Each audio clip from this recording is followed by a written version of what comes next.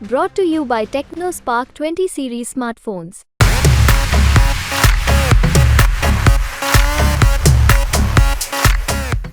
मध्य प्रदेश में लोकसभा के चुनावों में अब कांग्रेस पार्टी के सिर्फ 27 ही उम्मीदवार बच गए हैं। खजुराहो सीट पर कांग्रेस पार्टी ने समाजवादी पार्टी को एडजस्ट किया था। समाजवादी पार्टी के जो कैंडिडेट थे एन वक्त पर उनका नामांकन जो है रद्द हो गया और अब जो है इंदौर में अक्षय बम, जिनको कांग्रेस पार्टी ने अपना उम्मीदवार बनाया था, उन्होंने अपना नामांकन वापस ले लिया है। इसका डेमोक्रेसी के ऊपर क्या असर पड़ेगा, कांग्रेस पार्टी के ऊपर मध्य प्रदेश में और खासकर इंदौर में क्या असर पड़ेगा, इन सब सवालों पर चर्चा करने के लिए हमारे साथ इस समय मौजूद हैं सीनियर जर्नलिस्ट मिस्टर श्रवणगढ़। सर, आपका बहुत बहुत स्वागत है। आपने कुछ दिनों पहले एक पोस्ट किया था फेसबुक पे जिसमें कहा था कि जिस तरीके से राहुल गांधी की लीडरशिप के तहत ऑपोजिशन पार्टीज यूनाइट हो रही है, हो सकता है प्रधानमंत्री नरेंद्र मोदी डेमोक्रेटिक तरीके से ये चुनाव ना लड़ें। आपका उस समय उस पोस्ट से क्या आशय था और क्या आप उस जो पोस्ट किया था उसको आप सही होते हुए देख रहे हैं?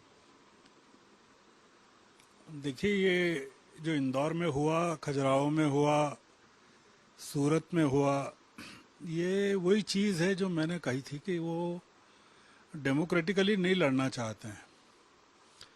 इंदौर की सीट बीजेपी की सीट है, मतलब जीतना ही है।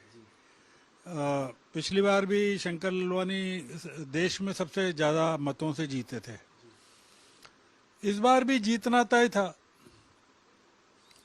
कोई कारण नहीं था कि एक सीधे साधे कैंडिडेट को इस तरह से प्रेशराइज करके डिफेक्ट करवाना। दिक्कत क्या है कि ये जो हमारे कैलाश जी हैं, कैलाश विजयवर्गीय, ये इनको जहाँ भी काम करने का मौका मिलता है वो थोड़ा सा इस तरह के एडवेंचर करते हैं। बंगाल में भी उन्होंने ये काम किया और इंदौर में भी ये जो पूरा डिफेक्शन करवाया। सर, इसका डेमोक्रेसी पे क्या असर पड़ेगा? बिकॉज ये तो डेमोक्रेसी, मतलब इंदौर के जो जनता है उनके पास ऑपोजिशन का कोई कैंडिडेट ही नहीं बचा। वही मैं कह रहा हूँ ना कि जब आप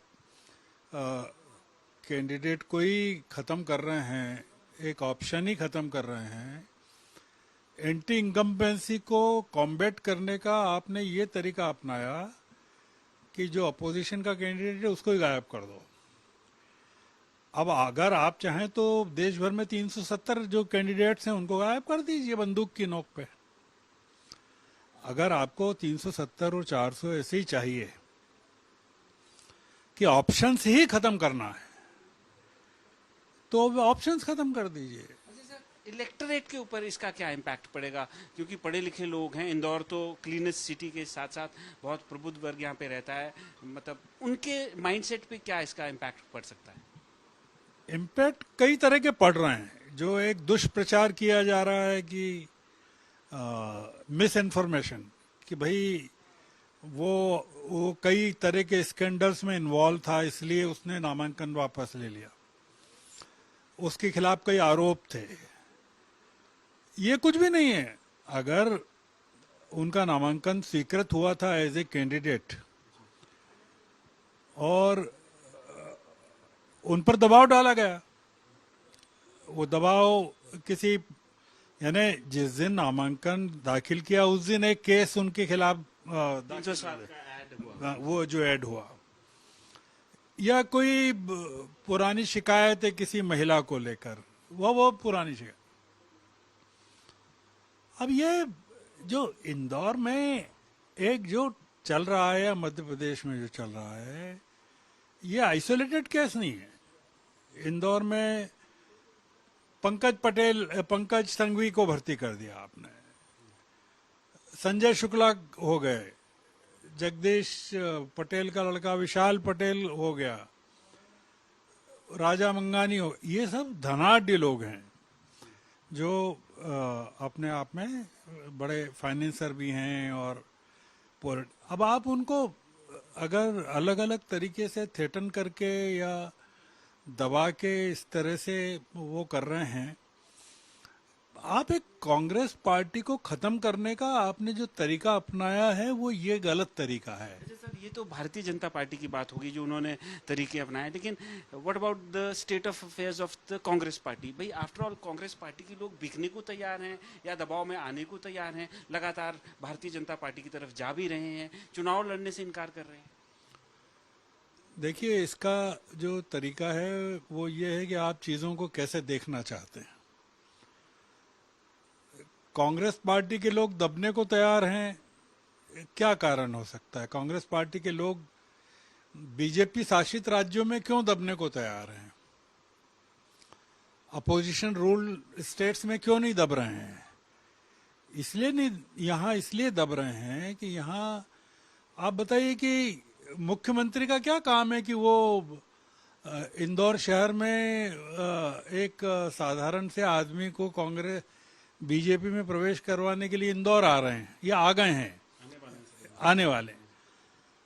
now you tell me what is I mean what is so great about it कि ये जो आप जो टोटलिटी में जो इसका इम्पैक्ट है कि आप इसको कांग्रेस एज ए पार्टी, आप you want to demoralise the party कि इंदौर में यार ऐसा कर दो ना तो ये आसपास की सभी सीटों पर असर पड़ेगा, क्योंकि 8 सीटें जो मालवा निमाड़ की हैं जो 4th फेज में जाएंगी उसको आपको वो करना है। तो सर कहीं ये जो फर्स्ट 2 फेजेस जो हुए हैं उसमें जो परफॉर्मेंस, उसका भी कहीं इम्पैक्ट, उसका ही इम्पैक्ट है कि आप फर्स्ट 2 फेजेस में इतना डिमोरलाइजेशन हो गया आपका। 8% का जो वोट कम हुआ सेकंड फेज में, 11% महिलाएं नहीं आई। फर्स्ट फेज में जो आपका वोटिंग परसेंटेज कम हुआ, नंबर ऑफ सीट्स जो आप लूज कर रहे हैं जहाँ टफ कॉन्टेस्ट है, आप कैसे उसको वो करेंगे? तो ये तरीका है कि आप करिए। तो सर आप फाइनल लास्ट क्वेश्चन मेरा आपसे है कि जो 27 सीटें अभी बची हैं उसका आउटकम आप कैसे देख रहे हैं? क्योंकि मैंने आपका फेसबुक पोस्ट उस समय पढ़ा था, उस समय आपने कहा था कि ऑपोजिशन जो है एक स्ट्रांग फाइट अभी पूरे इंडिया में देने की स्थिति में है। दे ही रहा है, पूरे देश में दे रहा है। मध्य प्रदेश कोई एक्सेप्शन तो है नहीं।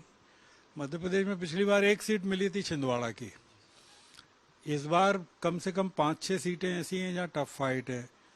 छिंदवाड़ा है, मंडला है, राजगढ़ है, मुरैना है, झाबुआ है, सतना है, होशंगाबाद है, रीवा है।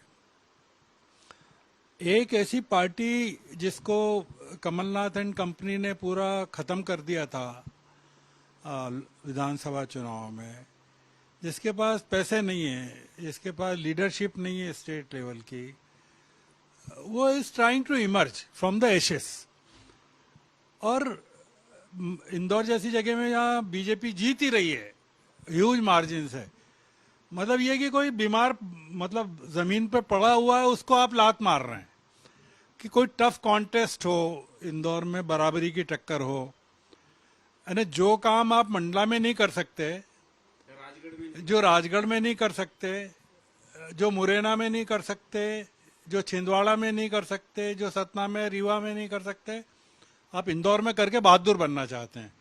क्यों बनना चाहते हैं? कि आपके नंबर बढ़ जाए अमित शाह की डायरी में, जो आपका मॉडस ऑपरेंडी है कैलाश विजयवर्गीय और उनकी पार्टी का। This is how you have been effecting defections and allowing जो बड़े बड़े लोग हैं उनको आप अपनी बीजेपी में शामिल करके आप ये बताना चाहते हैं कि भाई स्टेट के असली हीरो तो आप हैं जो ये कर रहे हैं, मोहन यादव नहीं है। आप डिजर्व करते हैं कि अगर there is a change in the leadership in state, आपका नंबर लगना चाहिए एज ए चीफ मिनिस्टर। ये है कुल मिलाकर। तो ये थे सीनियर जर्नलिस्ट मिस्टर श्रवण गर्ग जो हमको बता रहे थे कि कहीं ना कहीं भारतीय जनता पार्टी की जो इंटरनल डायनामिक्स हैं पार्टी के अंदर, उसका भी एक ये नतीजा है। और भारतीय जनता पार्टी जो अभी कर रही है वो एक मरीज को लात मारने के बराबर है। कैमरामैन अमीश लालारिया के साथ हेमेंद्र शर्मा, इंदौर, MP तक।